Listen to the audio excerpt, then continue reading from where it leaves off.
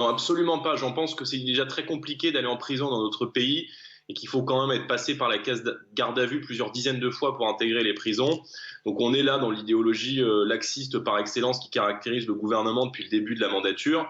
C'est vrai que Madame Belloubet, à chaque fois qu'elle s'exprime, c'est soit pour nous expliquer qu'il faut rapatrier des djihadistes, soit que des djihadistes doivent sortir, et désormais elle s'exprime après nous avoir expliqué l'année dernière qu'il fallait le téléphone en prison et des urnes dans les prisons, que les détenus doivent sortir. Donc c'est un peu la suite de Mme Taubira, ça n'a absolument aucun sens. Il faut faire en sorte que la sécurité sanitaire des détenus soit évidemment respectée. Le principal problème, encore une fois, c'est qu'on est aujourd'hui en pénurie totale de masques. Voilà, il faut dire les choses telles quelles. La réalité, c'est que si nous avions des masques pour l'ensemble des Français, que ce soit les Français qui sont confinés, qui ont besoin de sortir à l'extérieur, que ce soit pour les personnels soignants, les blouses blanches, les policiers municipaux, les policiers nationaux, les fonctionnaires, notamment les fonctionnaires de la Poste qui sont aujourd'hui en première ligne, mais également aussi pour les détenus, on n'aurait pas cette discussion, on n'aurait pas ce problème.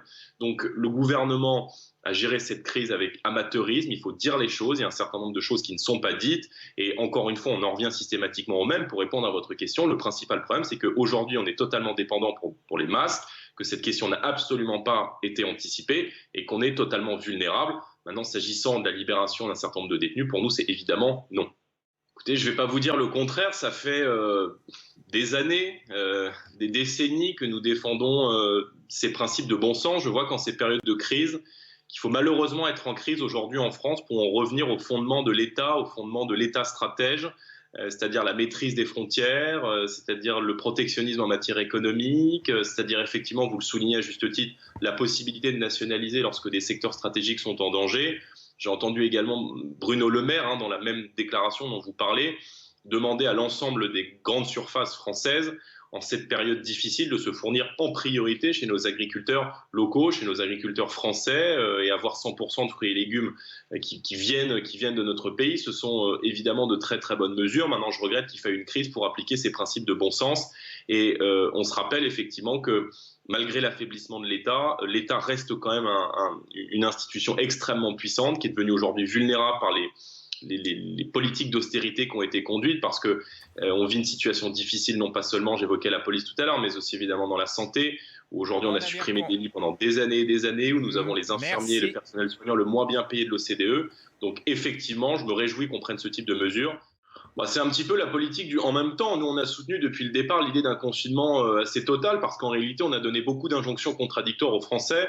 On leur a dit restez chez vous, mais continuez d'aller travailler sans la moindre difficulté. Restez chez vous, mais allez voter. Restez chez vous, mais vous pouvez aller faire votre jogging. Quand dans un certain nombre d'autres pays européens, on a été, c'est vrai, beaucoup plus drastique. Moi, je m'indigne de voir qu'aujourd'hui, on est en guerre, comme l'a dit le président de la République, sauf que l'armée qui combat cet ennemi invisible qu'est le coronavirus se bat sans armes. Ça fait maintenant plusieurs semaines qu'on a promis du matériel à nos personnels soignants qu'ils n'ont toujours pas. Au-delà de l'amateurisme avec lequel cette crise n'a absolument pas été anticipée, je crois que les Français sont un petit peu indignés par les mensonges à répétition du gouvernement. Ils voient bien qu'on ne leur dit pas la vérité sur un certain nombre de choses. Il suffit d'entendre Sibeth Ndiaye parler, la porte-parole du gouvernement, pour savoir qu'il faut penser le contraire, sur les masques par exemple. Le gouvernement cherche à nous faire croire que les masques sont inutiles, alors que tous les autres pays qui ont réussi à combattre l'épidémie, à venir à bout de l'épidémie, je pense aux pays asiatiques, ont eu recours massivement à des masques, tout cela pour cacher une pénurie de masques. C'est vrai aussi sur les tests.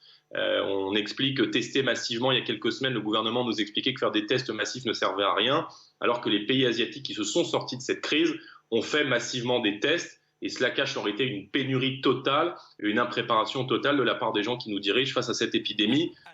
Oui, bien entendu, la plupart des spécialistes, la plupart des membres du personnel soignant, du corps médical étaient parfaitement conscients que l'annonce qui a été faite la semaine dernière de 15 jours était un délai très théorique, et que pour que le confinement soit efficace, il doit évidemment bien aller au-delà. J'entendais le président du conseil scientifique évoquer un délai minimum de 3 semaines pour que ça fasse effet. Donc il faut évidemment que ce confinement se prolonge. Encore faut-il qu'il soit respecté, qu'il soit d'abord respecté par l'ensemble de nos concitoyens, et que la police puisse également le faire respecter dans un certain nombre de territoires où il n'est pas toujours évident de faire respecter les lois.